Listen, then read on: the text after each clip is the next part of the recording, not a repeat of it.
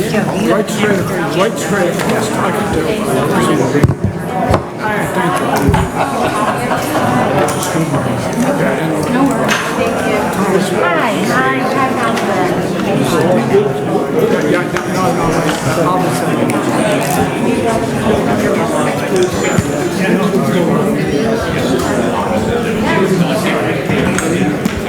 So, and apparently I'm going to introduce David. If you want to come up front and just, if there's anything you'd like to say too.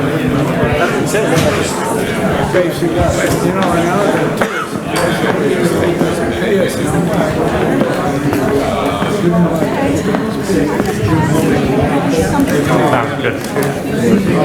I'm not sure.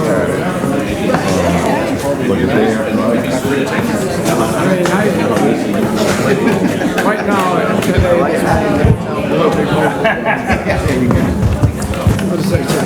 probably right. I don't know if it's going to. I just realized that.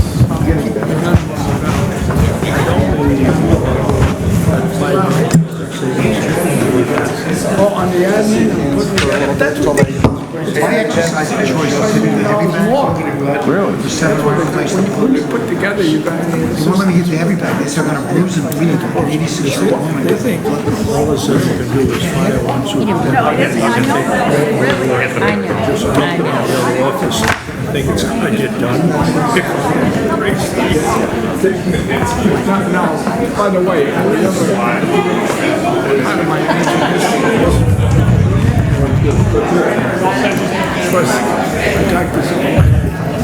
It's stuck. Hey, Gene, if you could maybe do some introductions here. Sorry.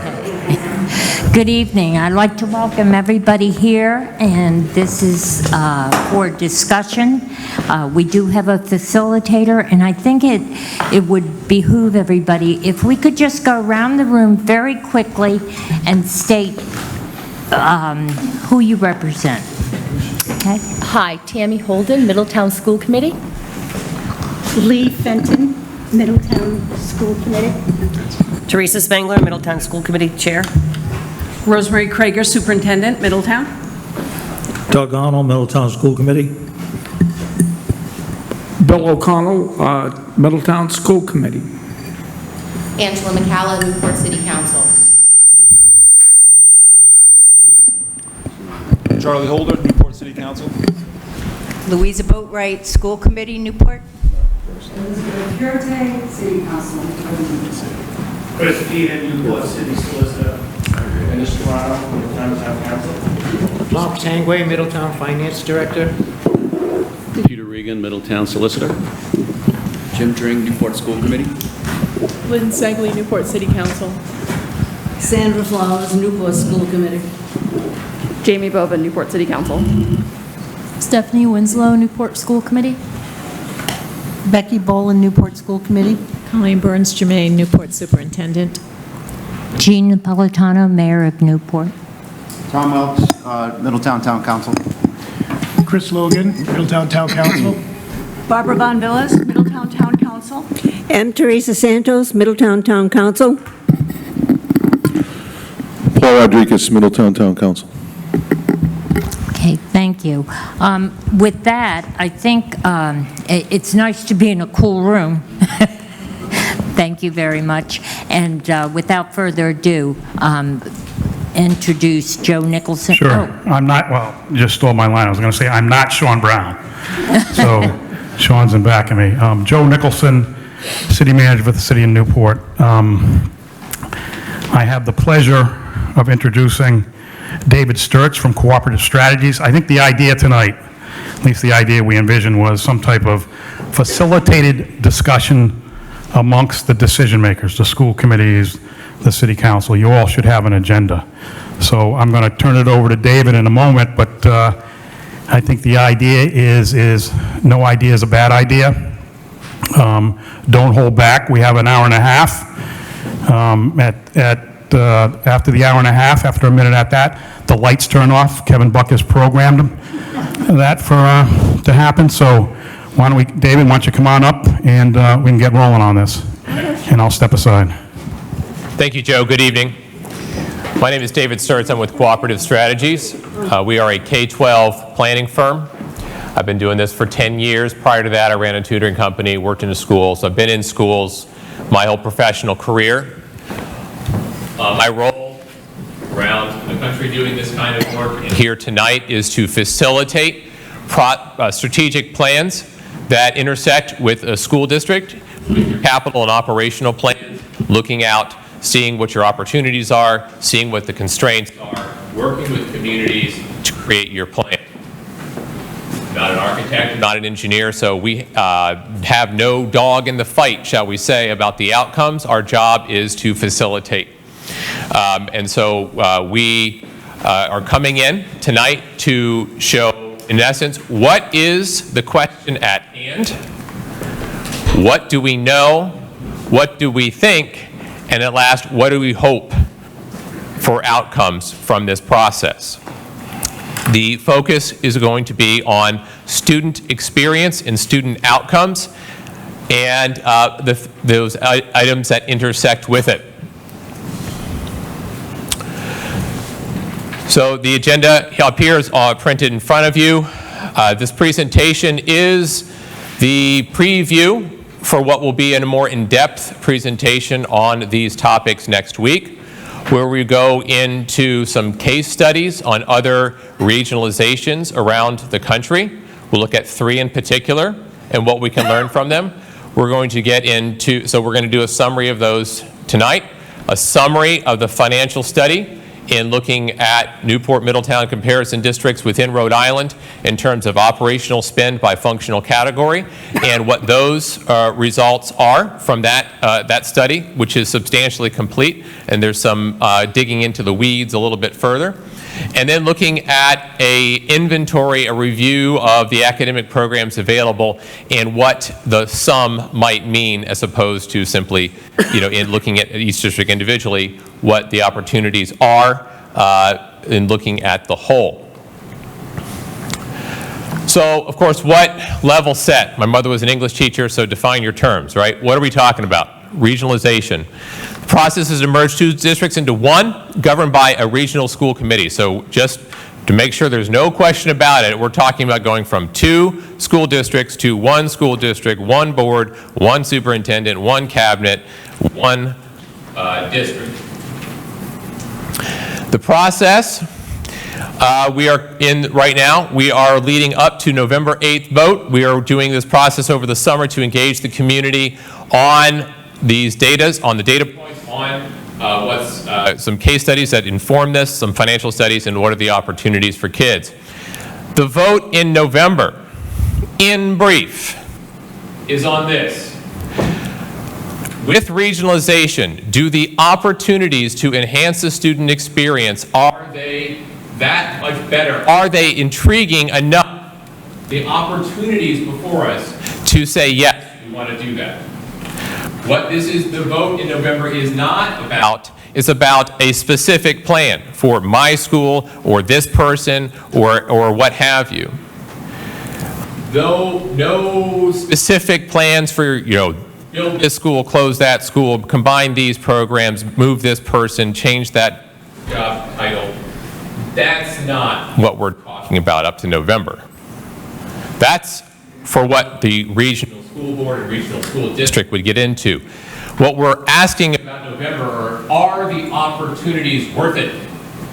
Are the opportunities for the student experience, day in, day out in the programs and the people, and in the buildings they inhabit, are those worth it? Are the opportunities in those spheres worth it? And so we're going to look into tonight the summary about what we know and what we think is possible. And those are separate things, and I'm going to be very clear about what that is. At the end, what the conclusion is, in essence, is that yes, there are opportunities. There are known opportunities for your capital infrastructure, for your buildings, the spaces in which teachers, students learn, and there are opportunities financially and academically. But what we also know is that they are opportunities. There's no guarantee in any kind of future governance. What you're doing is you're saying, is this opportunity for our future administration, for a future board, are the opportunities in this setting better, we think, on the whole, for the students, for the long term, than they are apart? That's what we're looking, that's the focal question for November. I focus on that a bit because I want to make sure that we know exactly what we're doing. Are the opportunities worth it? Assuming if there's a yes vote, the districts merge, we have a transition advisory team. We need to create that and work through the 2024 to work on the specifics, to look at your capital infrastructure, your enrollment, the needs, to look at what a joint capital plan would look like, to look at what a joint operational plan would look like, to look at what a joint academic plan would look like. In essence, to create a strategic plan for the districts as a whole. Implementation would start on July 1, 2024. So here it is. Are the known and potential benefits likely to provide better educational opportunities for both communities? Known. You, in a regionalized school district, you would get substantial capital inducements from the state. That's without question. And you would get a transportation reimbursement on top of that. Potential operational efficiencies, we'll show what that looks like, and additional educational program opportunities, we'll show what that looks like. Opportunities to leverage as you would see fit, as the future governance, future administration, future voters. So they're there. Here's the transition team timeline and process. Collecting data right now from November to January following, if the election is successful, to get information ready for the transition teams, assigning subcommittees to focus on different specific tasks, capital, operating, academic, and to define the structure for engagement after the fact, looking how do we engage. Typically, I recommend a 6-month process when looking at your capital plans and your strategic plans, engaging your community in 3 basic categories. What data do we have? What should we do with it? What's the frame? What are the options? And then from the options, what's our recommendation? Typically a 6-month process. You draft those recommendations, finalize them through the fall, and then give your new school board and your new school committee to be a running start with draft recommendations vetted by the community through engagement that are data-driven on your ops, your academic, your capital. Okay. What does the legislation say? You can read it, Middletown-Newport.us. We're talking about 80% reimbursement from state housing aid. The regional district is a separate and distinct entity. This is your sort of bullet points, cliff notes of the high level of the legislation in full. The educational costs day to day would be divvied proportional on the number of students by community, and that state and federal aid would be credited towards each municipality's share of the educational costs.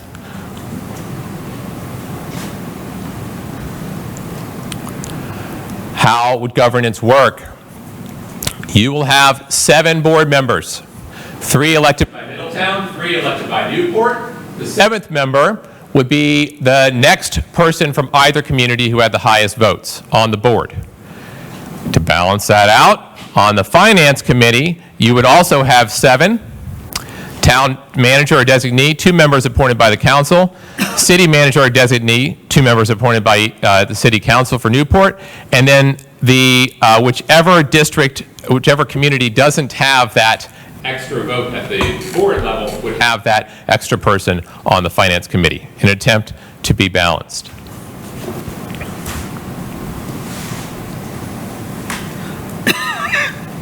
Okay. Before we get in, that's the flyover of what exactly are we doing, what are the definitions of terms. Before we get into the case studies, the finances, and the academics, there's a saying in this world of school planning that, in essence, there are 3 teachers in the room. You've got the adults, who inspire and shape the kids' mind and inspire them to do the work of learning. You've got the peers that students work with and see different perspectives from. And you've got this physical space that they're in that informs what they can do, when they can do it, and how they can do it to greater or lesser degrees. It's called the third teacher. All right, so you have 3 teachers in the room. What we're going to look at in this, and the questions to look forward to are, what are the opportunities in the room and in the room itself that could stem from a regionalized school district? To start with, we looked at some case studies. And in these case studies, we have Twin Rivers, which is 4 districts that came together in California, Central District, Valley in Pennsylvania, 2 that came together, Texas City, 2 that came together in recent memory here. Here's your findings. In sum, yes, you can have positive outcomes, but they are driven by informed leadership focused on student achievement. Period. And that's one of the things that I'm going to repeat a bit till I'm blue in the face on these studies, is that the opportunities are there. They have to be leveraged. They have to be grasped by people. And that would be the case if you regionalized or not. Because we're looking advanced 5 years, 10 years, 20 years. Does the setting, does the context of 2 districts in this community better service the context of 1 or vice versa? All right. What we have seen, and you can, it will show some data here on this, is you can see where you can have, but there's no guarantee, improvement of academic performance. You can have decrease in adverse behaviors. You can have opportunities for program expansion, for opportunities to take kids to take advantage of programs that they can't currently. You can do it, but you got to focus on you leveraging those opportunities to the student experience, to improve the student experience. Okay, I'll get into those here in a little bit. Sources, you know what, here. Let me go back here for a minute. I'm just going to give a little bit more of a preview on these for next week. You're going to say Twin Rivers, this was 4 districts that came into 1. And what they found was that there was a multi-year transition period. The person who did the study was actually in the district at the time, studied 4 years of academic performance data on state tests and student behaviors like truancy, like student issues during the school day. I forget the term they used offhand, but looked at student behaviors, adverse behaviors, and looked at enrollment. 4 years prior, 4 years after. What they found was that the academic performance on the state tests on the net, you could see a marked increase across the grade spans for the affected students. You could see in the behaviors, particularly, you could see the decline in adverse behaviors on the net, marked across the kids.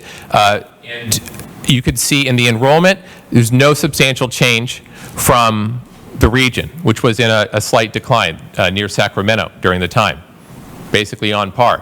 What you noticed was that there was a temporary flight in 5th and 6th grade that recovered a few years later, because there was a lot of fear going in. One of the fears that the researcher noted in her dissertation on this topic was that there's fears of the parents about, behaviors, kids mixing. It's that terrible phrase that I hear in this business, those kids. Didn't pan out. The adults were hyper-vigilant and focused on improving the student experience, on student outcomes. And you could see that in the research, in that dissertation. Central Valley, the primary impetus for this was to try to improve the student experience because they could not offer independently the level of service and programs that they wanted to independently because of shrinking enrollment. And so this was a merger of will to improve the student experience, and you could see it in the data, in the academic data, just like before. Texas City, the big takeaway on this one is on increased access to academic programs, which jumped. They were able to offer more kids more programs. Why? You gained some efficiency. They plowed those efficiencies into offering the student programs. Didn't have to do it. They had the efficiencies. They used them to improve the student experience by focusing on programs. Texas City, the short version. I actually just finished a master plan with this district on the capital side not long ago with my team.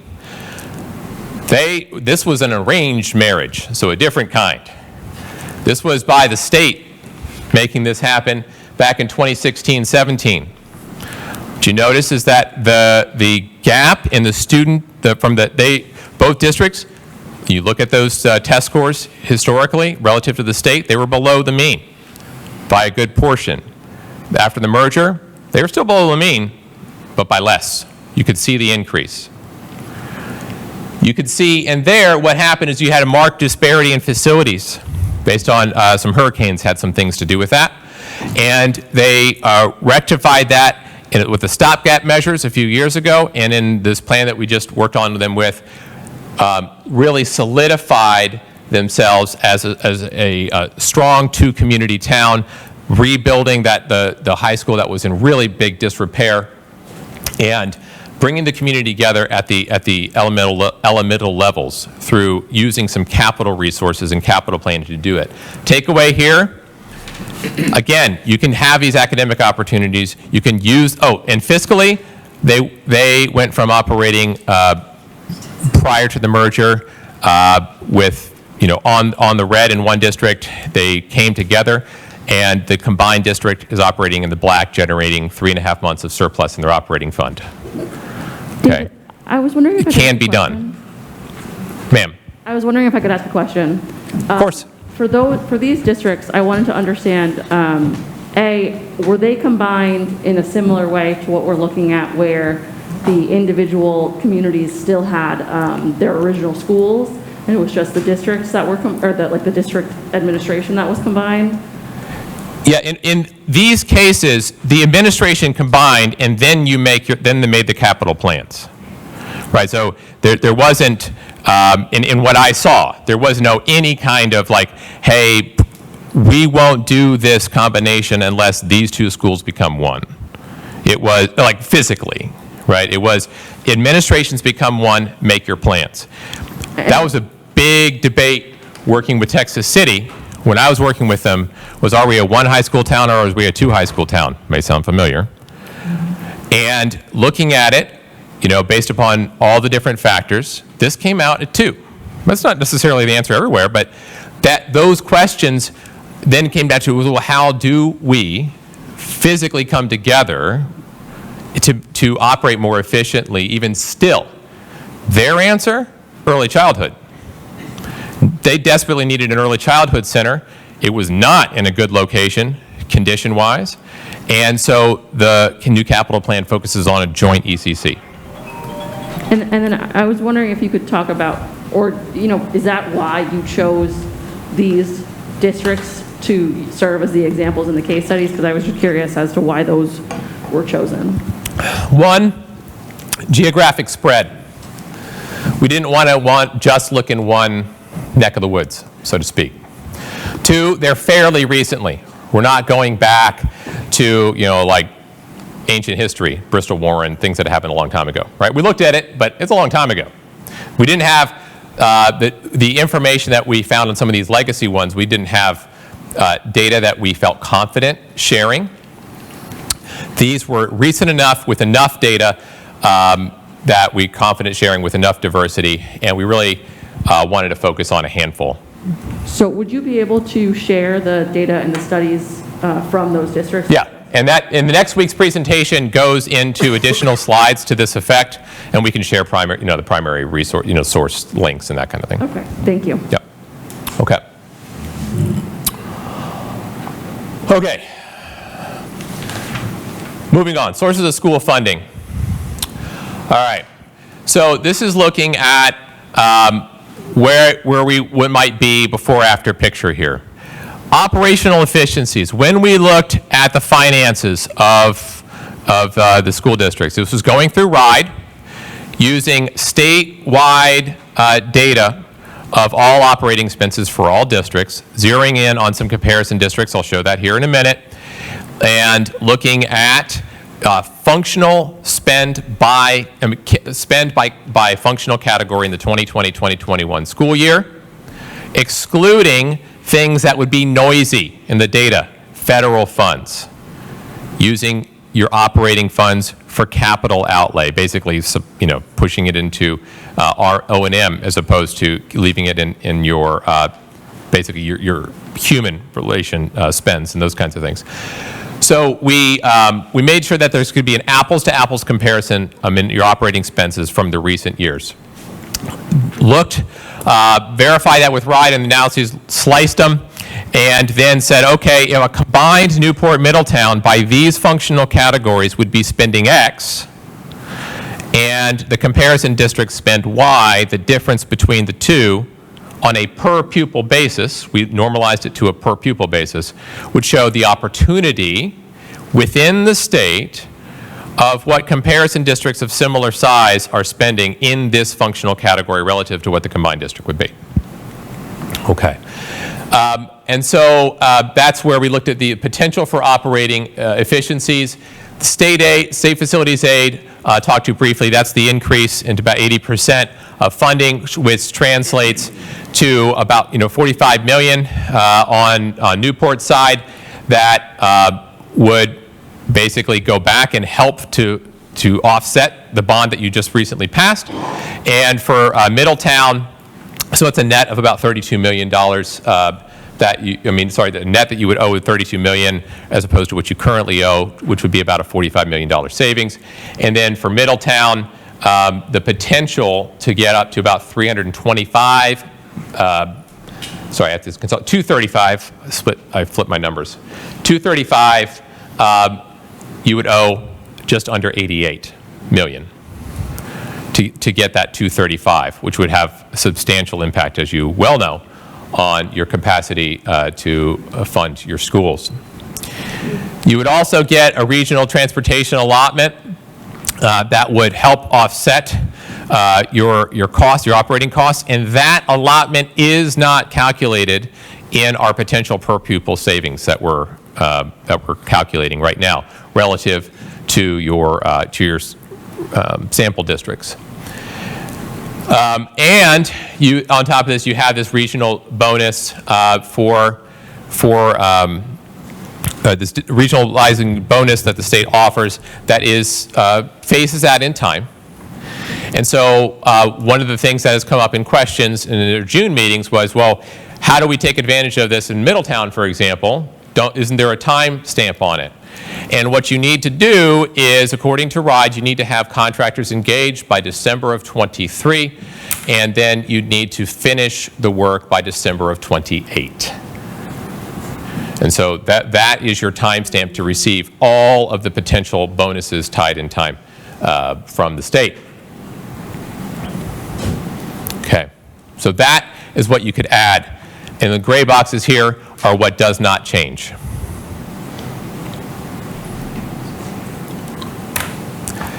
Here's the number. The short number is 1,200.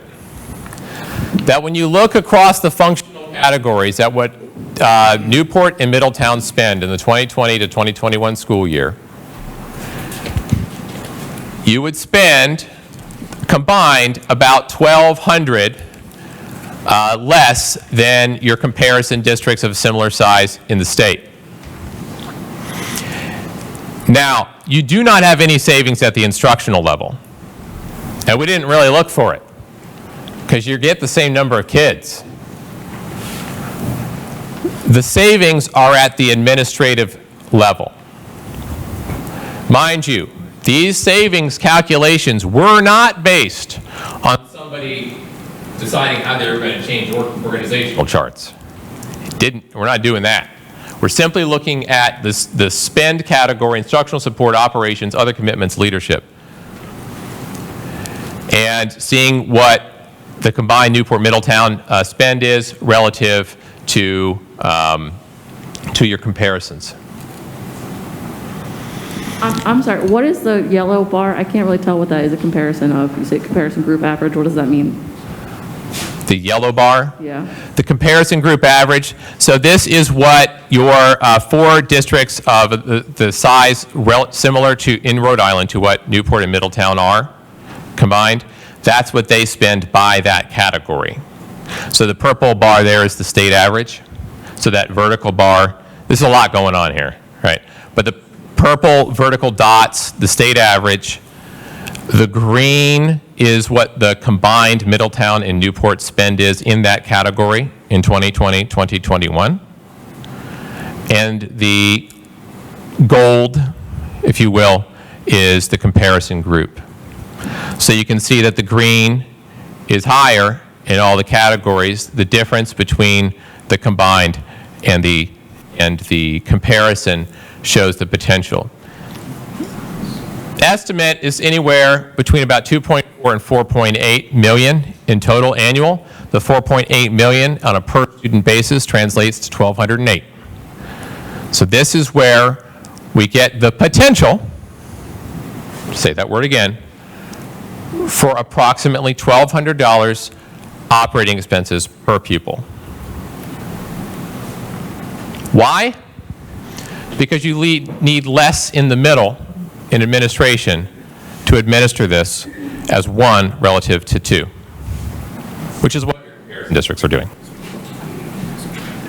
What you do with that, how you do with that, that's for the people to decide. But the opportunity is there. Quick question. Yeah. David, which districts did you use to compare? Which districts are in that yellow bar? Yeah. I knew you were asking that, and I need to pull up my cheat sheet because there's only so much I keep in my head. This study, and we have that in full. Hold on 1 second. Our comparison districts are North Kingstown, West Warwick, Coventry, and Cumberland.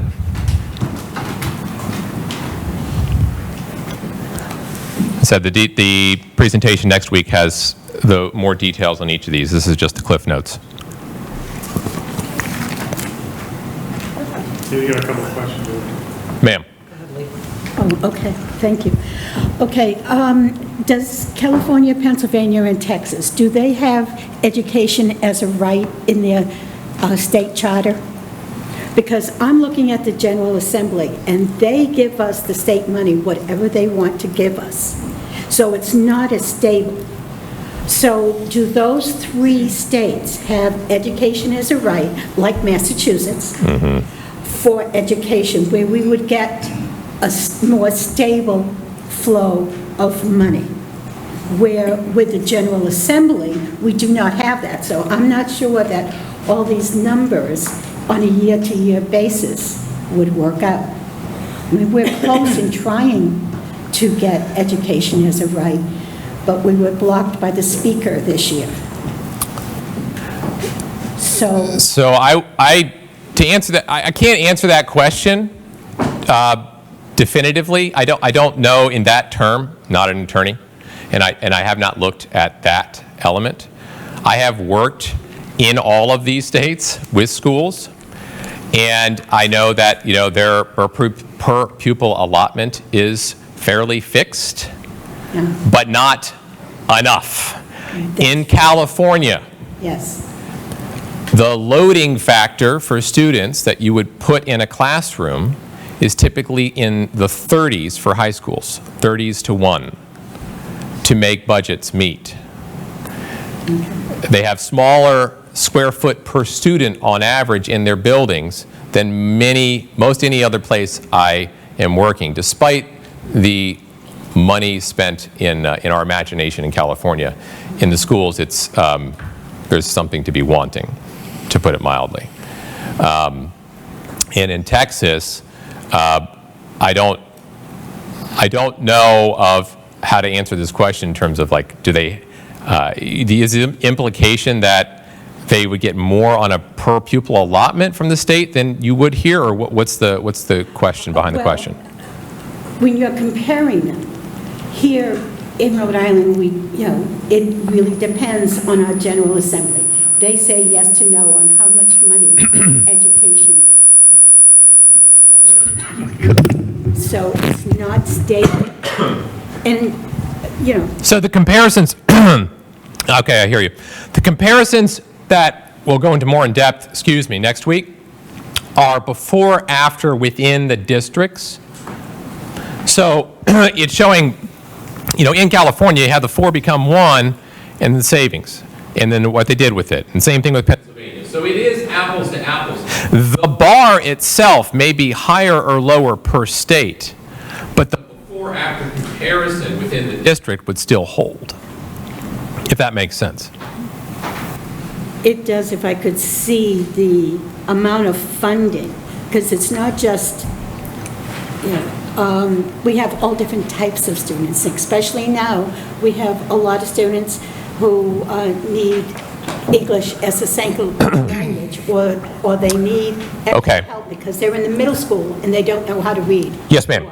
And that's fairly ubiquitous. And what special education, it just goes on.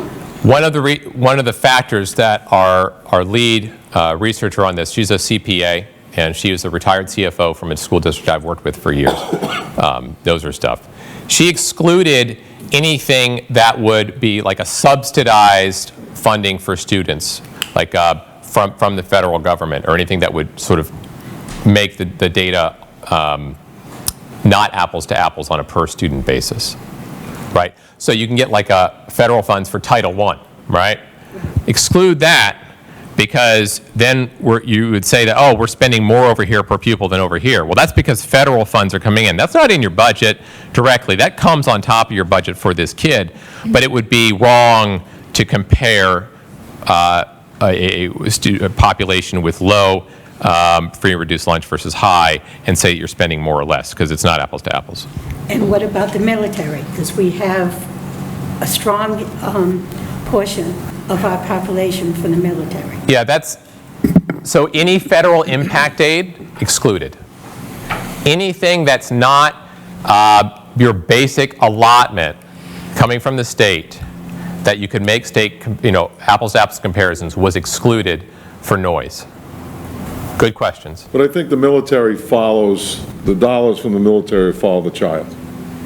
Yes, sir. Just like any. Yeah, that's not going to, that wouldn't change, Lee. Yeah, that child. Yes, it will change. It will change. That's not what we were told. The dollars will still follow the child. That's right. That's what we were told. I think Sean has a comment. No, I was just going to say, the legislation, whether it's state or federal dollars that are identifiable to a student or community, those will continue to follow the child or the community. Right. So that when the tuition or the amount due from each community is calculated, the town of Middletown wouldn't lose the benefit of maybe impact aid. The city of Newport wouldn't lose the benefit of the additional revenues it receives for students at the Pell School. So that is something that we included in the legislation. Can I ask a question on that, though? Because we're saying that the students, we get the money for the students for cause, because we have some low-income students, and so they need more services and things like that. So I understand it goes to the city so that the city gets those funds, but then it needs to actually follow the students into the schools if they're going to be in different schools. That's a question I have. I think many school committee people have that question too. Yep, and that would be the responsibility of the regional school committee when it's elected to make sure those resources are allocated for the purposes that they were intended. Okay, thank you. Thank you.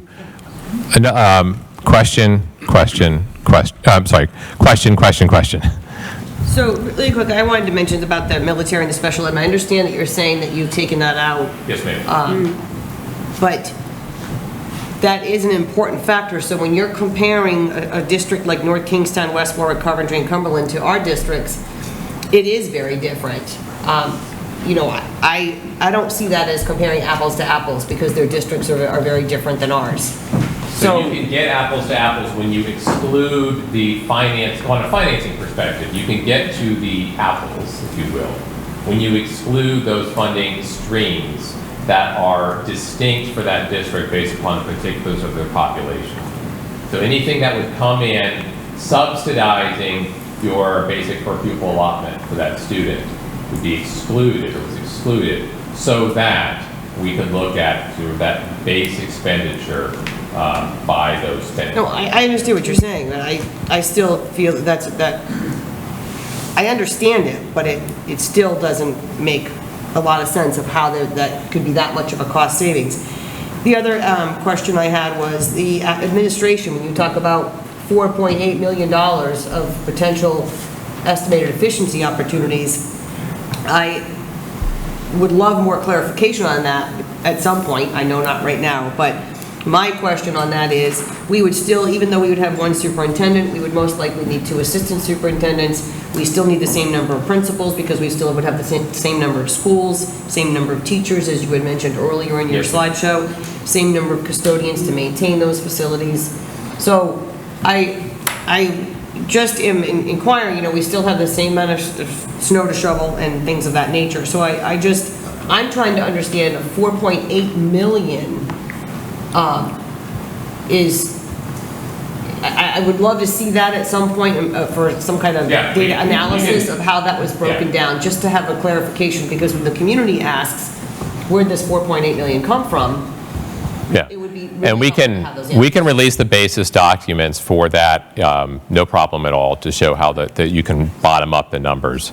And the efficiencies, we're talking about 1,200 a student, or up to 4.8, I say up to, right?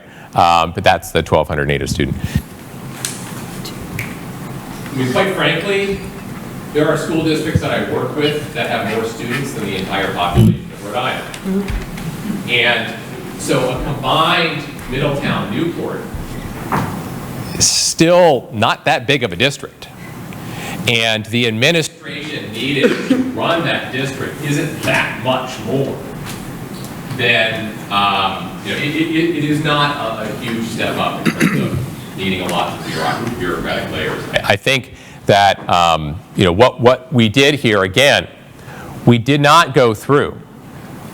We tried to see if we can get apples to apples FTE data, and we couldn't. So we didn't do that. But what we looked at is just that spend category, and saying if you just spent what these folks were spending in these categories of a similar size district, with the assumption, the key assumption, being that when you take out those extraneous funding streams, you're really looking at how much does it cost to educate this number of kids in these different levels in your state, between districts that would be equivalently sized to what you all would be regionalized. That was the operating assumption. And that's where you get your savings, potentially. Mayor. Angela McCalla, Newport City Council. I just wanted to piggyback. So yes, in terms of understanding the breakdown, how we aggregate, how we get to the number of up to 4.8 million. Mm-hmm. But then I think my other question is for how long is this funding? Is this forever? Yes, ma'am. That's a great question. This is annual operating savings assumptions. Okay. Annual, reoccurring, yearly. Because this is what, in 2020 to 2021, the districts that I mentioned, Kingstown, North Kingstown, West Warwick, Coventry, Cumberland, spent on average in that category as certified by RIE, excluding subsidies. And so the assumption is that you could, up to that amount per year, save if you were to spend the average, the midpoint of what those other districts spend in that category. Yes. And then I just have a clarification question. I know that you had said that the Regionalized School Committee would ultimately decide on how finances or funding would be spent. But I thought as part of the last meeting, we were supposed to have, like as part of this regionalized process, that we would actually have a separate finance committee. I'm just asking. Yes. If that's all.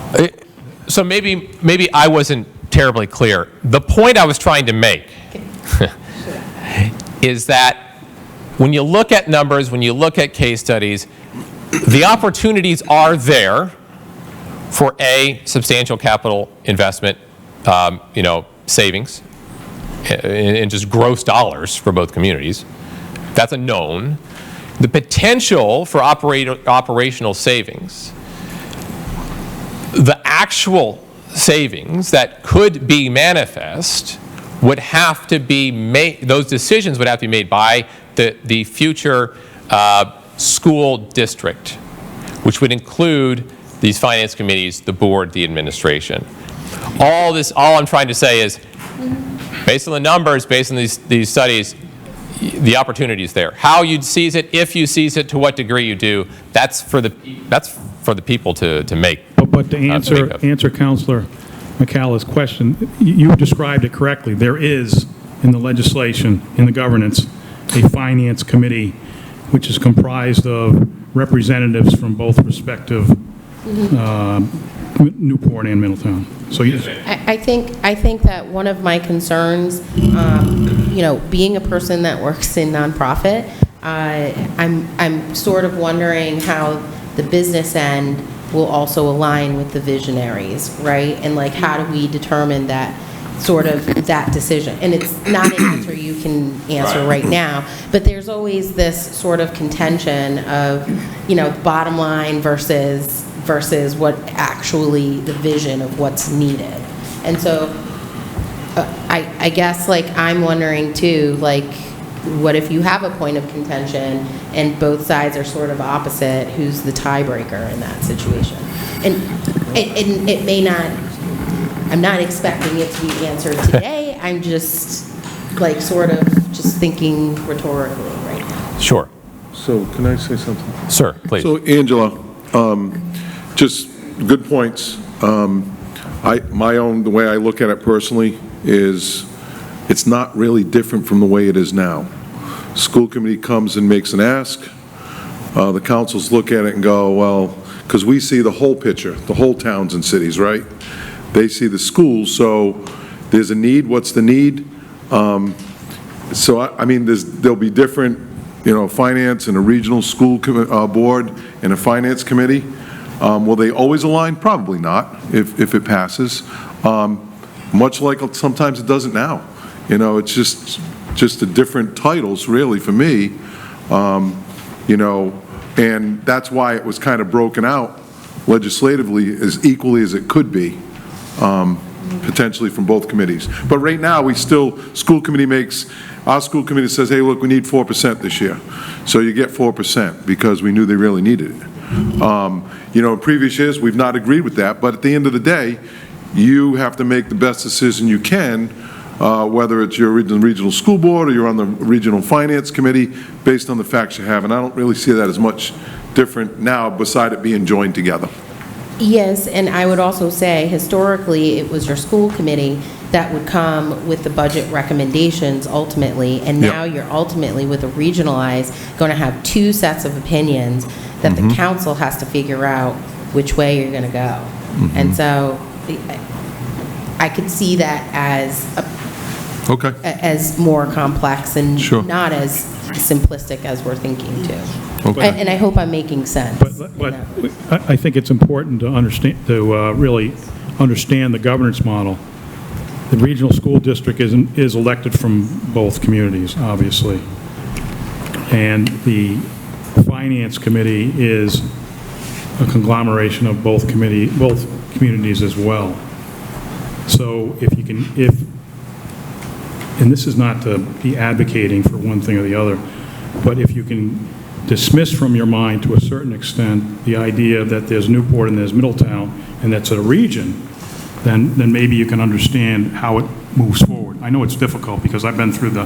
I'm not talking about Newport, Middletown. I'm talking about finance committee versus regional school committee. Right. But to answer your question about the tiebreaker, because I think that was a good question, is, you're not straying from what the General Assembly has created and maybe you can say it's a monster, and that is and maybe some of us have been through it. Thank God Newport hasn't touched upon it for many years, but the so-called Carollo Act. If the regional school district, just like the local school committees, don't get what they want from the governance body, the finance committee, if you will, then they have the opportunity to pursue a process which sometimes results in litigation, in which the school committees, local school committees, or in this case the regional school district, needs to go to court and demonstrate why they're entitled, why they should be funded in the fashion they wish to be funded. And we've only been through that, I think, once. More money I'm sorry? doing that. Oh, yes, it does. Yes, you're absolutely right. But that's the process that's not addressed in this particular legislation, but that's the process that the General Assembly created many, many years ago that, how to break the tie, if you will. It's not a great process. And it's expensive. That's right. Ma'am. So I guess I had more questions that were back on my trying to understand why those communities were chosen to be the comparison communities. Mostly, my biggest question is, they're not regionalized, so why wouldn't we try to use regionalized districts in Rhode Island to compare against? Because, I mean, the savings of combining administrations aren't going to be there in those communities, and it just feels like we're comparing kind of almost what we have right now to what we have right now. Like, I don't understand how we're comparing like a change. Okay, so the initial search was, let's look in Rhode Island, right? We didn't have great data, right? We had anecdote, and we don't want to do anecdote. So then it was, okay, well, let's look across the country more recently where we have data. And then, where do we have studies that we can find that have enough depth to them? So we're talking about a fairly small sample size in research.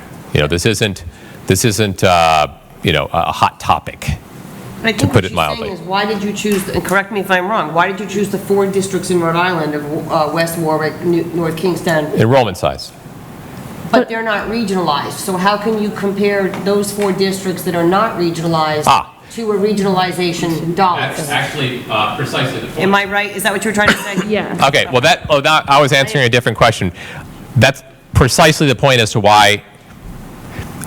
Okay, we wanted to look at, if you were as one regionalized district with your combined student population, what do other districts in Rhode Island with similar combined student populations spend per functional category in these areas? That way we could see, okay, other districts are this size, this is what they're spending. If you were this size, this is what you would spend. The hypothesis is just the combined district would be the same size, so our budgets must be similar. You have the same number of students to educate in similar numbers of buildings within the state with the same kind of financial realities. Okay. And so that is the driving process behind it. Okay, I just want to make sure I understand Yes, ma'am. the logic behind why. That's why. we're choosing. And then, so when you said similar facilities, these communities all have 1, and 1? Or I mean, what are the facilities like in these communities? I just want to understand. I don't have that off the top of my head. NK has 1 big high school. Yeah, I mean, I guess this is the question I'm probably going to ask with almost everything that you present to us. The primary data, are you able to share that? Of course. Tonight? Yeah. We can share everything. I don't have it at my fingertips, but we will publicize, share all the primary source data so you can look at it. And behind the question, it's one high school town and we might be 2. So they would obviously be spending less than we would. Correct. If you look at just building operations, on average, the number that we use in sort of operating spend on a building, if you would consolidate it, but you kept all the kids, you kept all the everything, about $500,000 a year. On the net, sometimes up a little bit more, rarely a little bit less, okay? But just sort of, napkin math, right? And that's building administrator, kitchen staff, janitorial staff, cleaning, things that don't move with kids, positions that don't move with kids. All right, so you would deduct that out. And that is in part where we're looking at ranges, and why I'm trying to emphasize that this is potential and this is up to. The actuals will be depend on how you decide to operate. With a substantial increase in your potential capital funding, I'm a facilities guy, but most what I do is planning major facilities plans and bonds and those kinds of things. You have an opportunity to rethink your portfolio. You could obviously do that. I mean, I would. That's for the future districts to decide. I mean, yes, in 50 And you wouldn't do that a priori because you build are done. I'm sorry? In 50 years, once the brand new buildings we're building right now are done, like, I mean, I think that we're kind of, whether or not we want to admit it, we are somewhat locked in with facilities based on the buildings that we have in place right now and their age. Just, I mean, I think we have to be realistic there. Potentially. Yes. Okay, a question again. Why didn't you compare to Massachusetts, where they have education as a right, and they have many districts that are put together? I have some data on some Massachusetts school districts. I'd like to see that more. Sure, I can send you what, you know, sort of the links that we found. In part, we zoomed out as to what we had the most access to in data-wise in all of the different categories, geographically diverse, and there is an element of choice inherently involved. We could have chose perhaps something in Massachusetts and dove into deeper. There's always more. We were kind of looking at, so what are a few case studies? And again, you do a survey of case studies, you just go home and Google this, which I'm sure you have, you can find where things didn't work out so well. You can, it's there. Of course it is, because there's a human element to this. What we wanted to look at is where, when it has had some demonstrable success, where was that, to what degree, and why? Because we know it can fail. We know it can be done poorly, because people are fickle. But when it's done well, why? How? There's no magic alchemy where it just sort of things happen or don't simply because of a regionalization happens or not. There's always that human element that focuses on investing in the kids or not. Thank you. Just going back to the facilities question, though, if, let's say, 5 years, 10 years from now, is it possible for the regional school board to create a policy, let's say, to close Thompson and use the Middletown High School as a middle school? And I mean, is that something that down the road there could be greater coming together of two municipalities? Absolutely, and I was looking for Bill, right? You went here? You went here as a kid? Right. So you came up to me before the meeting. You went to this school a few years ago. And a few. I love the 1920s school construction, if I can to have the soapbox for a minute. Just strong bones. Beautiful, nice little touches around the architecture and design. The school's not going anywhere. It's made like a castle. It's not a school right now. We're standing in it. We're using it for another purpose. But the infrastructure was invested in well enough to maintain it for some productive use. That's still your asset. Absolutely. I guess I asked the question because, we look at Thompson and it's going to be the older building the oldest school building in Newport, and someday will need work. But it also is insufficient when it comes to recreational opportunities and things like that, possibly another school somewhere down the road could accomplish for our students. Absolutely. And that is why the particulars, well, absent the fact that what's the saying, Joe? No one governing body can tie the hands of a future governing body, right? Absent that little detail, that is why facilities plans, operational plans in their detail are their own processes. And why I emphasized, perhaps ad nauseum in the beginning of the presentation tonight, that the question at hand is, are the opportunities through regionalization to improve the student experience both in the physical building they are and in the programs and people, resources are in the classroom, are those opportunities attractive? Are they real? Do we think that that is a better context, yes or no? That's the vote. The particulars have to be made from that context or not. Ma'am.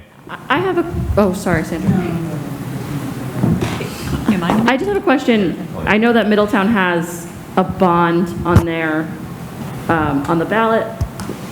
If their bond passes and regionalization passes, I just want to make sure I understand. Can you explain, or someone, who makes the decision for the Middletown construction if that bond passes? Like, if we combine and we become regionalized, but Middletown has that however much money bond, as that construction goes forward and takes place, is that purely Middletown making those decisions, even though our students could potentially be cross-pollinating? I want to understand that. Okay. Yes, Middletown will make the decisions on the construction of the $235 million bond. Now, that's the short answer. I just want to say, as new superintendent, Thompson is something Newport needs to think about. We are bursting right now at Thompson, and our walk through the building today for the teachers and children that are in there now without air conditioning, etc., as we go year-round teaching, is something we need to remember. So thank you, Councilwoman Segley, for bringing up Thompson. Thank you. Okay. On Sean's point, yes, the authority lies with each municipality. The planning about what is your master plan, what is the long-term investment plan for our school district as a whole, is done at the regionalized school level. Now, it has to dialogue with, so the plan is made by the school administration, but the school administration must interface with each municipality to make sure that we have buy-in from each municipality. So that's the check. I just want to clarify something about the school buildings and this bond. Just like what Newport is doing with Rogers, that would be your fiscal responsibility on the Newport side, even if we regionalize. Middletown would then be responsible for our bond, which is creating our 3 new schools.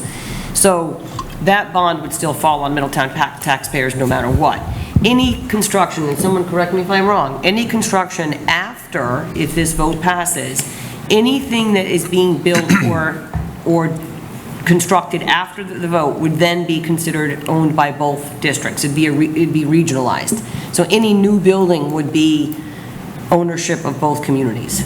Right. I mean, I guess the reason I was asking that question was to try to understand as we move forward, if we move forward as a combined district and we start, our communities start looking at the reality of needing to make a decision about the middle school that our district, our combined district, is in charge of. We have 2 middle schools. One is new, one is very old. What do we want to do? How do we, that new building, is that going to be, who goes to that building, and whether or not we are able to close the one middle school and go to a combined middle school, even though it might mean having to rearrange and rethink what was originally planned for that building. Like, that's I guess what my concern is. If this is still a building that is bonded and the bond is only owned by one community, I mean, I guess part of that is a human factors question, but how do we make those decisions and the determination on who gets to go to that building? Sean, once you start. Adding on to my short. Sean, can you talk into the mic, please? Yeah, it doesn't work well. Well, maybe it does. So Middletown would build the $235 million build program. Bless you. And as David pointed out, obviously, if this moves forward, we would work with the Regional School District, School Committee. That would be part of the reality of it. But after 2024, decisions about who are going to schools and all of that are going to be made by that regional school district. It's not, things can change. In regard to new projects, I guess, and Joe can correct me, if there's a maintenance kind of project, or there's certain projects will fall within the operating structure of the regional school district, and the expenses would be shared between the two communities. If you got to a large bond, as the regional school district figured out what the program is, there's actually an opportunity for a discussion on where that responsibility lies. If that's a Middletown responsibility, a Newport responsibility, or both communities' responsibility, that would be structured through the special legislation where the borrowing would take place. Though, on the other hand, let's not forget that one of the new powers, if you will, that a regional school district has that local school committees don't have right now, and it's in the legislation. It was in state law generally, anyways, is that the regional school district has bonding authority. Mm-hmm. So they can do exactly what Middletown wishes to do, exactly what Newport wishes to do, and then pass that cost along to both Newport and Middletown at a 67% reimbursement. So there's not only this issue of the 80% reimbursement that we're both going through and hoping to achieve if the question passes in November, but going forward, if Thompson was to be jettisoned and let's say an addition was put on your new middle school in Middletown or whatever, it's reimbursed at a much higher rate than either of us receives right now, and that's 67%. Right. Right now, it's as everyone knows, I think everyone knows, right now, we receive respectively 35% reimbursement. So there's a transition period. Right. And that once this current bond would pass, while the authority lies with the municipality in Middletown, for example, what to do with it, interface with the school district on the strategic plan relative to it, but the municipality holds authority after 2024 when the district is formed. That district can form its own bond ask and its own have that ownership of that decision. Right. Ma'am. I wanted to go back to the operational savings, so I don't want to interrupt this discussion, but if we could, what I'm seeing here is that you're culling out more savings from this, so it's a fiscal financial situation that you're presenting as benefits. So I wanted to just say, I see to the taxpayer and to the city budget significant savings by the 80%. To us taxpayers, everybody here in the room will get some benefit by going to that higher rate. But on the school committee side and the parent side and the grandparent side, for the students, we're cutting back on operations again, which is what happens all the time. And as the school committee, there's always, trying to eke out to do the best things for the students. And what we're trying to do is to see the educational benefit here. I wanted to propose a thought. There's a lot of dollars being saved by the taxpayers and for the city by going to this 80% number, and even for both communities. And whether there couldn't be like another pot of money put aside that could go as an operating trust. So you put like $20 million out, so you're not constantly having to go in front to try to negotiate, because as we all on school committees know, we have a high rate of staff. So staff gets raises and they get health care, and it is a higher expense item. So I just want to propose that the the councils in both communities could say they were going to put together a $20 million trust fund for both, so that the schools would get a certain amount of money every year. It would be, as we've been trying to get the Newport system to be a dependable revenue source that we could have, and we're not constantly coming in and begging for like 1% or 2% or 4%, which goes on in Middletown as well. It's very difficult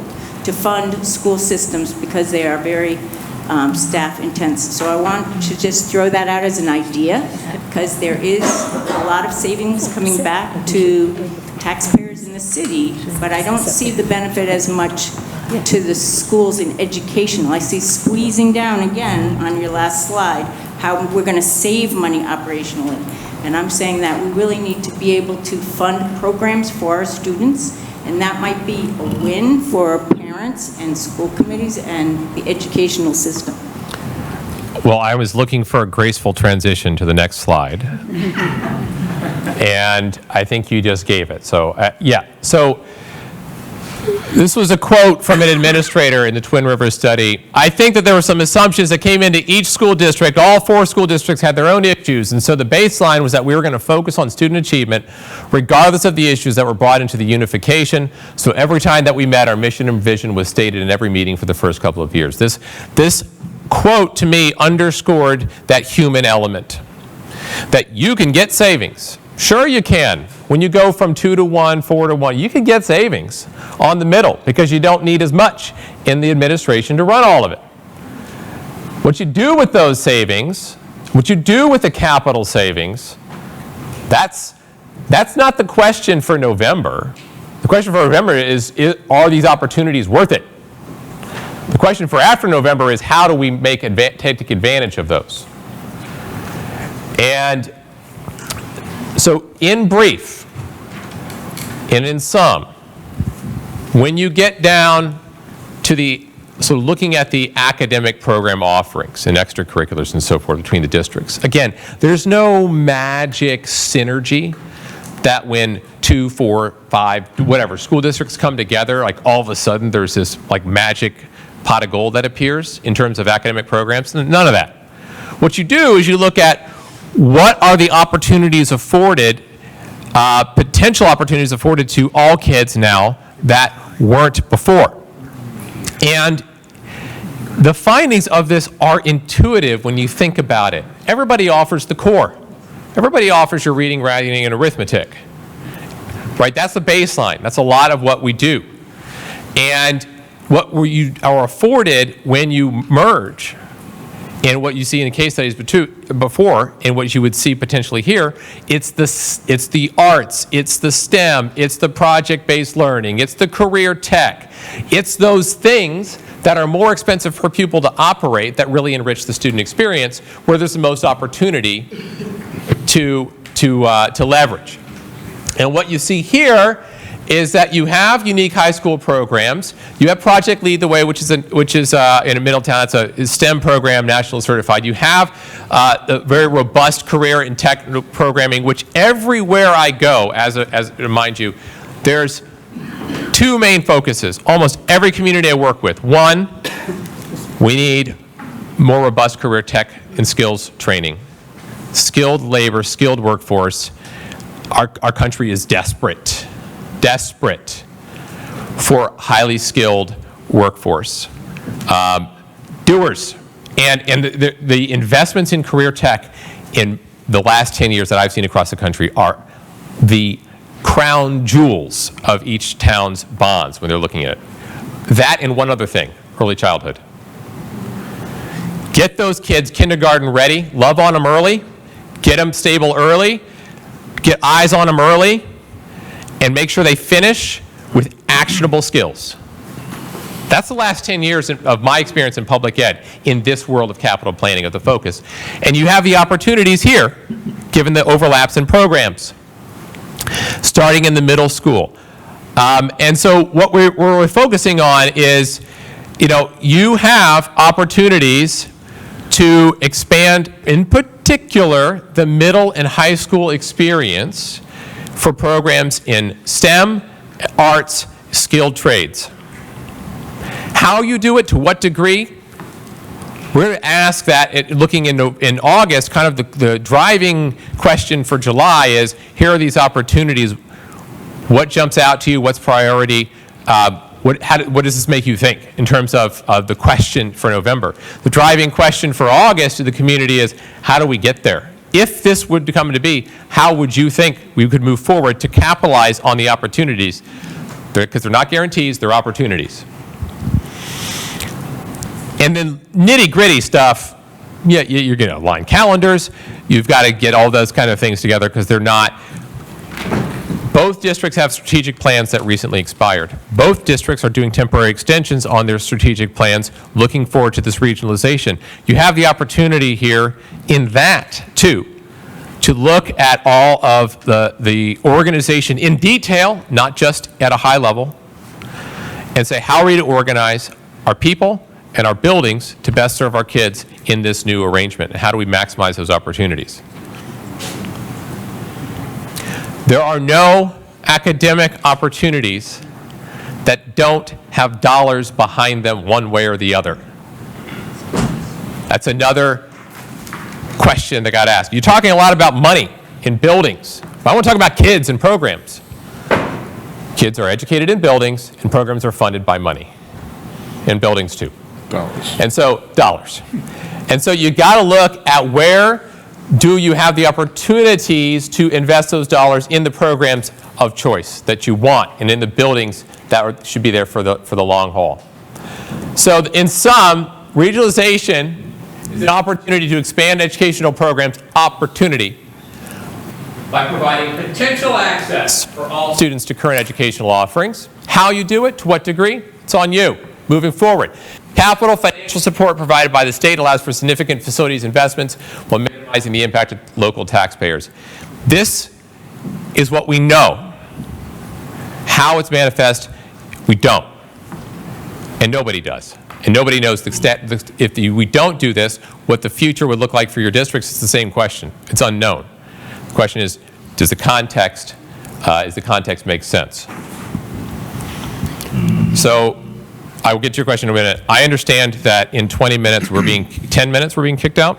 Well, it's relative. Relative, okay. I'd love to kick you all out in 10 minutes, but I want to be mindful and respectful of people's time.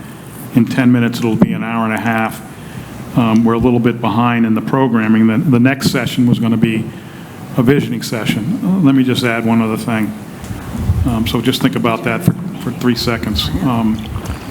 There is a session in which, a much more robust presentation is going to be made Monday, 3:30 to 5:30, and then a second session, 6 to 8, I believe, with the Tuesday virtual session as well. Monday's here. Monday's here, that's right. Yeah, we'll set up the room a little differently. So I just wanted to be respectful of people's time. And that's in consultation with Gene Napolitano as to this particular visioning session is scheduled to last about an hour and then a 10-minute recap. So we could call it a night right now, and then I just urge everyone to come and visit with us on Monday evening, because it's going to be much more. Some of the questions that were asked are going to be answered in a little more detail Monday night, in much more detail. This was kind of the highlight that took longer than a highlight, but it did. It's okay, because some of the questions were great questions. And if I may on this, if you can indulge for 10 minutes or so, we'll keep it to 10. Yes. I would like to do a quick fly around. If this goes through, what are your hopes? What would you want to see? What have you thought about? If you support this, coming into this meeting, you supported it, what have you been dreaming about it? If you're concerned about it, turn those concerns upside down. What would you want for your kids, right? So this is the visioning element, right? What are we trying to achieve here? This was meant to take a lot longer, but quite honestly, I deferred to the questions, because if I were to blow by your questions 45 minutes ago, y'all would not be very happy, because you wanted to get your questions out, and that it's better to spend, in my opinion, to make sure that I respect the depth of the questions than to breathe through my agenda. So, in brief, if we could, Joe, if we're okay with that, just for a few minutes. We can do more of this later, but in terms of what you're hoping for outcomes, these are sort of the categories that I think of, but just popcorn it out. What do you hope for? If the vote is yes in November, in August of 2024, what would you want to see? One high school, All right. put that in other, I guess. So we're talking about change to your school portfolio.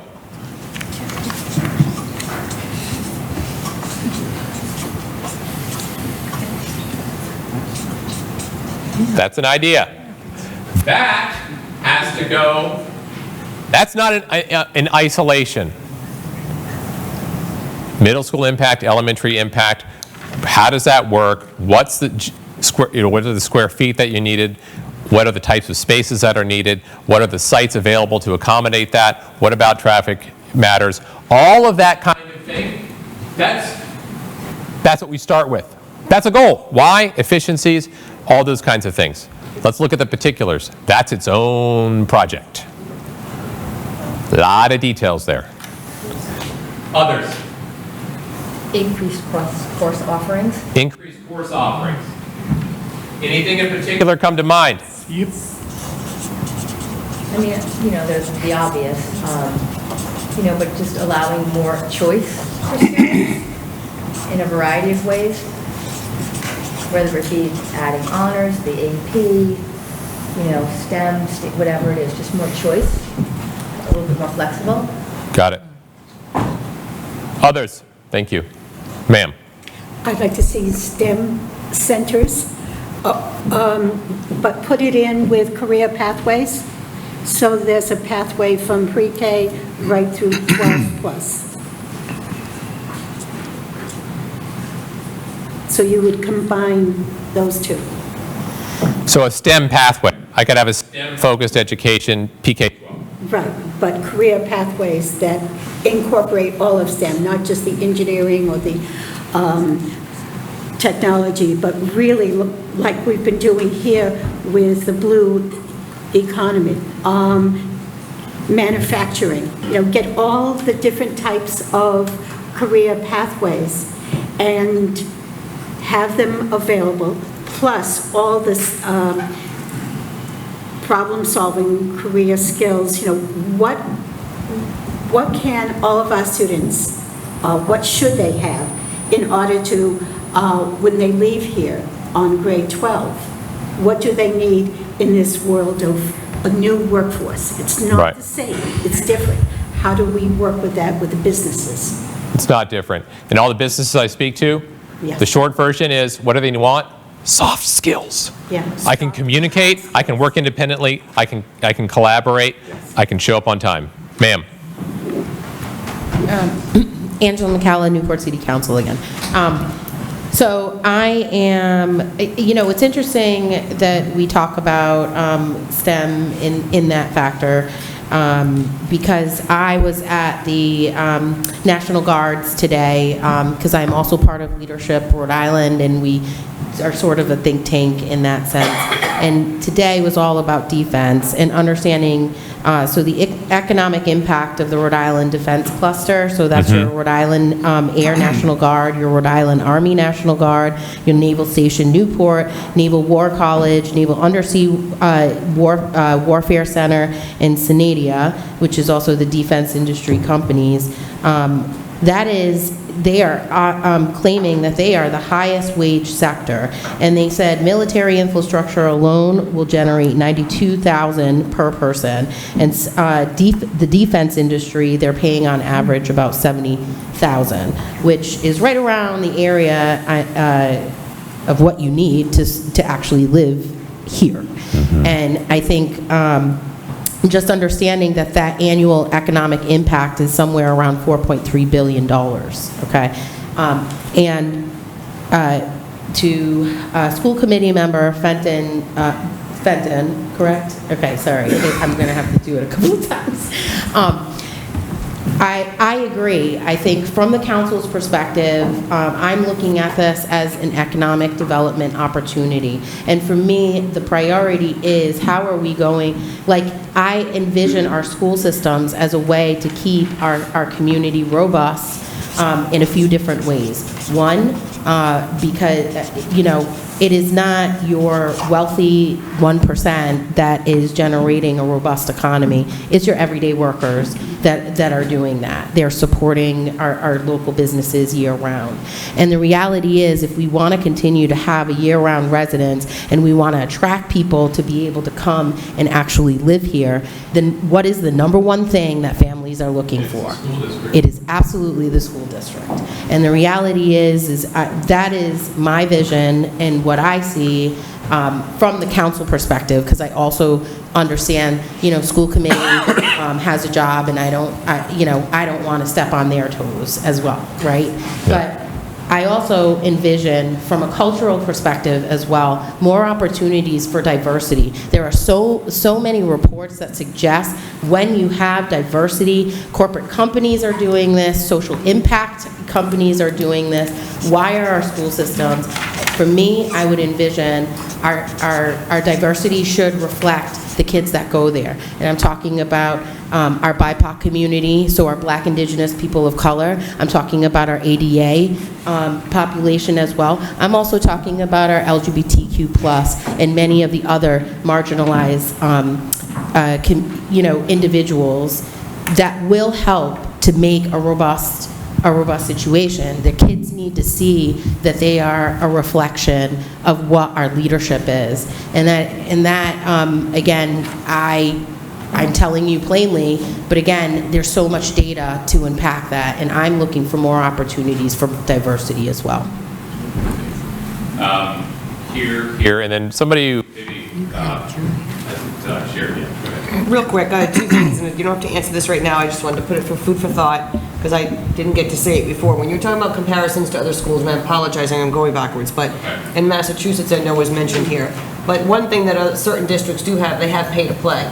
So that they can generate revenues, whereas the state of Rhode Island, we cannot. So that's just something I wanted to put out there. I don't know if those regional districts that you used across the country have pay to play. That's generating revenues, and it's also taking off a huge cost factor for operationals. And then the other thing in regards to this, what you're talking about, the vision, and what we were talking about just before this, with the bond, if this passes the vote in November, it specifically states 2 high schools.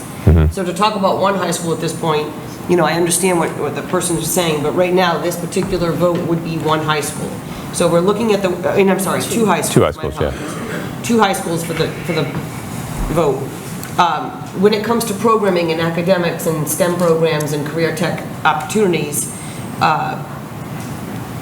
since we would have at this point 2 schools, a question that's come up from parents to me is, what do you do? How do you cap enrollment? What if 200 students want to go to Rogers Career Tech program from Middletown, because it wouldn't be a tuition factor anymore, and 300 students want to come to Middletown for career pathway programs? So where does that find? And then you already have the Middletown students that are signed up for that, the Newport students that are signed up for that. Where, and I don't know if you have the answer for this, I'm not asking for it, I'm just putting that on the table as food for thought.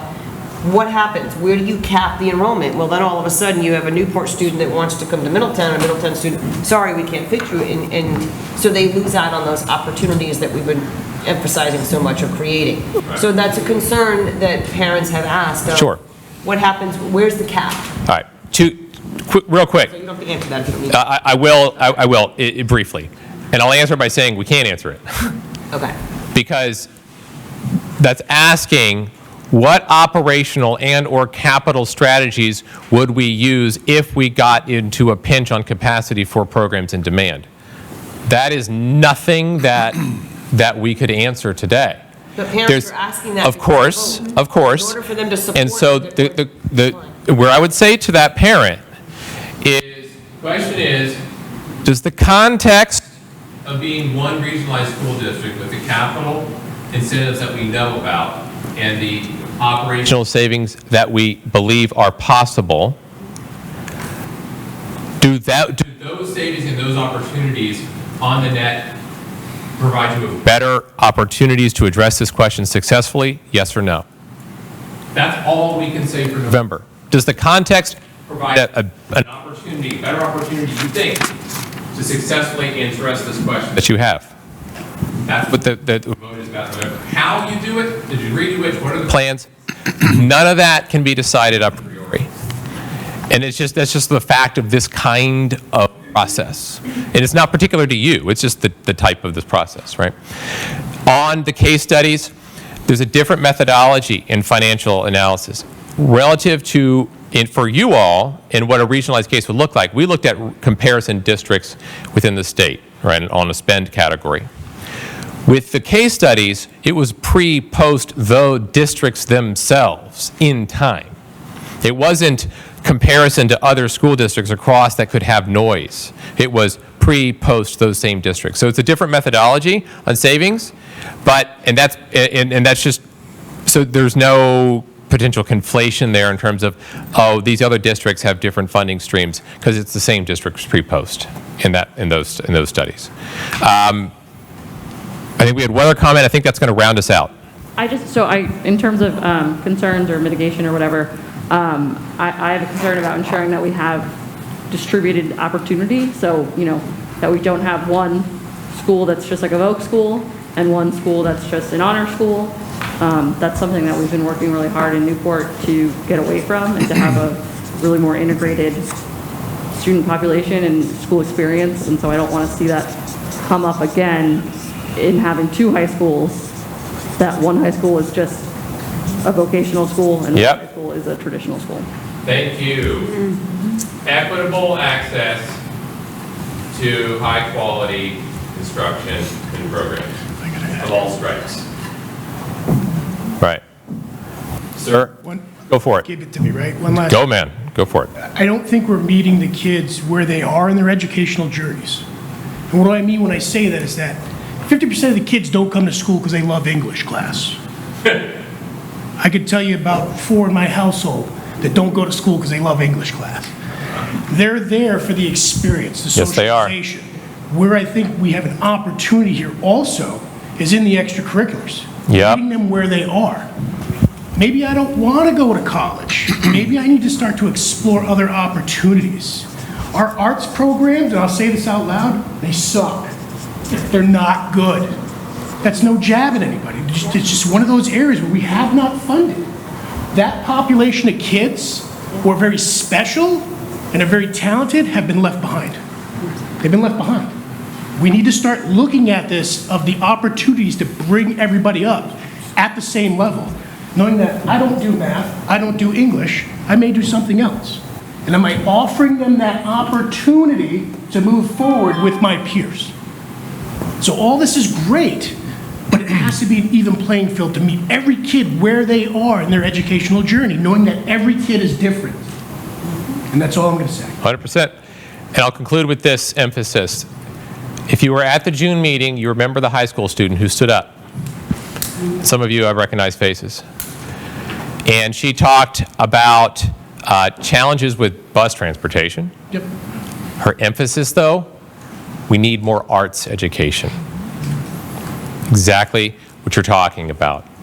The hook, what keeps kids engaged.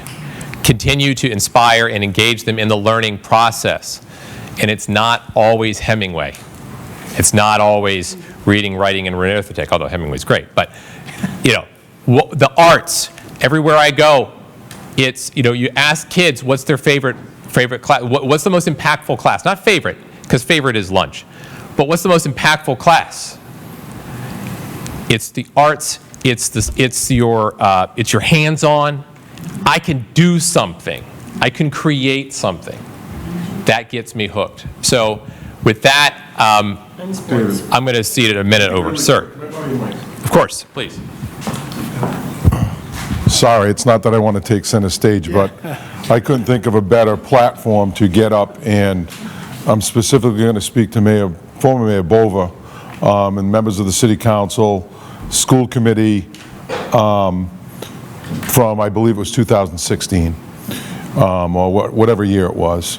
So I've said it publicly when I first met with the mayor and Joe Nicholson and Sean to see if there was any interest in moving forward with this. Circumstances have changed, but it doesn't change the fact the way we treated you that night. And I've said it publicly at our meeting, And I didn't want to say it at the beginning. I just want to say it to the end. And whether this passes or it doesn't pass, and I personally hope it does, I wanted to make sure I said that to you guys personally. And Colleen, and thank you for the gifts. You did a great job. So I wanted you to hear it from me personally. And where it goes, it goes. But I hope it goes to not us, not them, we, is where I hope it goes. So thank you for that opportunity. Thank you, Paul. Okay.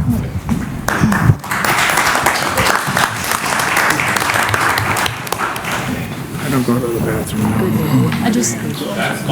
I just want to say really quickly, Mayor Rodriguez, can I, I think we have one more comment. just one more comment. I think it's the students of Newport who want to hear that too.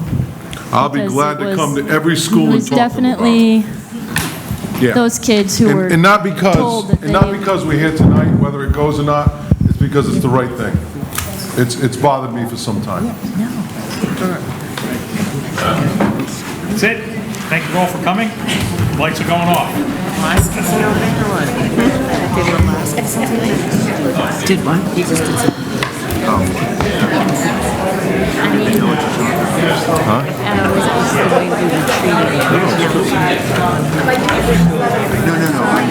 saying.